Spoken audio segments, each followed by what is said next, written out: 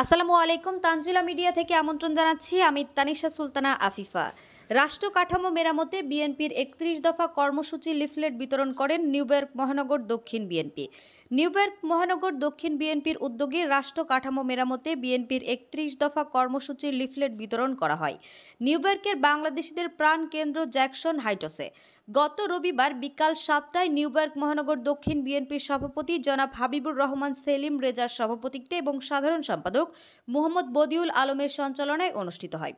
উক্ত অনুষ্ঠানে প্রধান অতিথি হিসেবে উপস্থিত ছিলেন বিএনপি চেয়ারপারসনের উপদেষ্টা মণ্ডলীর সদস্য বেবি নাজনীন এবং লিফলেট বিতরণ কর্মসূচির উদ্বোধন করেন ভার্চুয়ালি বাংলাদেশ থেকে বিএনপির যুগ্ম মহাসচিব ডাকসুর সাবেক জিএস জনাব খায়রুল কবির খোকন। উক্ত অনুষ্ঠানে গেস্ট অব অনার হিসেবে উপস্থিত ছিলেন এবং বক্তব্য রাখেন বিএনপির কেন্দ্রীয় নির্বাহী কমিটির সদস্য এবং যুক্তরাষ্ট্র বিএনপির সাবেক সাধারণ সম্পাদক জনাব জিল্লুর রহমান জিল্লু।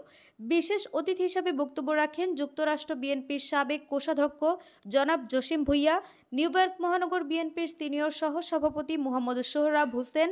উক্ত অনুষ্ঠানে আরও বক্তব্য রাখেন নিউইয়র্ক মহানগর দক্ষিণ বিএনপির সাংগঠনিক সম্পাদক আলমগীর হোসেন মৃধা, সাবেক যুগ্ম আহ্বায়ক এমলাক হোসেন ফয়সাল, রুহুল আমিন নাসির, নাসির উদ্দিন, কামাল উদ্দিন দীপু, জিয়াউল হক মিশন, শাহাদাত হোসেন রাজু, সাবেক যুগ্ম সদস্য সচিব সাইদুর খান ডিউক, নিউইয়র্ক মহানগর উত্তরের সিনিয়র যুগ্ম সাধারণ সম্পাদক আনোয়ার জাহিদ, সাবেক যুগ্ম আহ্বায়ক লিয়াকত হোসেন, নিউইয়র্ক স্টেট বিএনপির সাংগঠনিক সম্পাদক মোহাম্মদ রইসউদ্দিন, সাবেক যুগ্ম আহ্বায়ক দেওয়ান কাউসার, মহানগর দক্ষিণ বিএনপির সদস্য ফারদিন রনি, আব্বাস উদ্দিন, কামাল হোসেন হাওলাদার, জামালুর রহমান চৌধুরী, বিএনপি নেতা গোলাম মাহমুদ, ফেরদৌস ওয়াহিদ, ইকবাল হোসেন, মুজিবুর রহমান স্বপন, কাজী মনির, মোহাম্মদ সোহেল, যুবদল নেতা মনির হোসেন, নূরে আলম সহ আরও অনেকেই।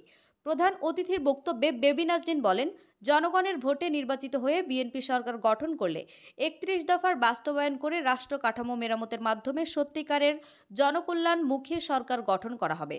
উদ্বোধনী বক্তব্যে জনাব খায়রুল কবির খোকন বলেন, বাংলাদেশের স্বাধীনতা ও সার্বভৌমত্ব রক্ষায় ৩১ দফার আলোকে দুর্নীতিমুক্ত ও উন্নত বাংলাদেশ গড়ে তোলার লক্ষ্যে জাতীয়তাবাদী শক্তি ঐক্যবদ্ধ হয়ে কাজ করতে হবে।